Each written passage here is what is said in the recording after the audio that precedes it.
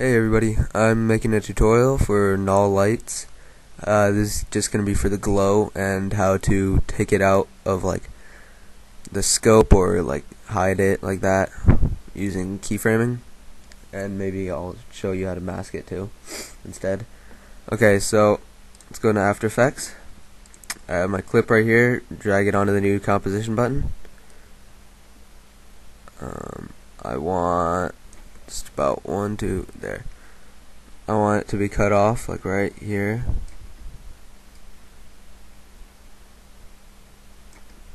So right here. Alright.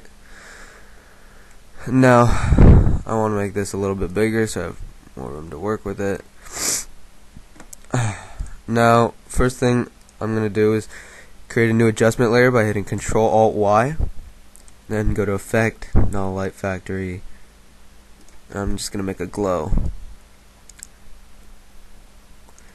To me that looks actually really nice, so I'm going to turn up the brightness just a little bit, turn down the scale a little bit, because I want it to be like small, but okay, let's say that's what we wanted to do. Okay, there's plenty of settings you can change, like the inner color and the outer color. Obviously they're self-explanatory. The light source location, if you want that to move, you gotta have it stopwatched, and then you can just move it around if you want. Like another thing that people do is like they do the source location and then like they move it up a gun or something and like in slow-mo. Yeah, you could do that. You just keyframe it, or you can motion track, whichever. And then there's plenty of things you can choose from, and you know they're good, so I hate when it does that. Okay, now I'm sure you don't want it in the scope, so what you do is you hit Control left and Control right to move through the keyframes, and you want to find the frame, or you move through the frames, and you want to find the frame that's right before it, the frame that's right before the frame that you want to cut it out. Okay, so like this is the frame right before it goes into the scope, so I'm going to click the stopwatch for opacity under transform, and then go one frame over and make another keyframe and go to the opacity to 0. See, then you have it's not there.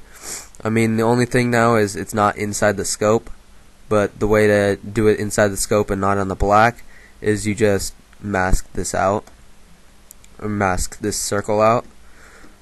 So yeah, that's easy enough. I'm pretty sure you know how to do that. You just use the circle tool and then double click it, and it'll be yeah, use the circle tool and then double click, and then it'll be a perfect circle, and then you just scale it down to what you want. What was I gonna do? So then now if you want it back right when the scope comes in, you find where so right here he gets out of the scope, so let's find that frame. This is the frame right here, right here, right here, right here. Alright, this is the frame right before he gets out the scope, so make another keyframe there and leave it at 0, and then go one frame to the right and make another keyframe and make the opacity 100%. So now let's look through this and see how it looks. Boom. Boom. See, it's right there. See? Just like that. And it's still there even right here. Okay? Now I'm going to attempt, I don't know why, but like the last couple times when I've been masking this, it's crashed my After Effects for some reason. So hopefully it doesn't do that. Okay, so I just deleted the keyframes, so it's still there. Okay, just alright, before I mask this and it crashes my After Effects, I'm just gonna say thanks for watching, just in case it actually does crash it. Okay, so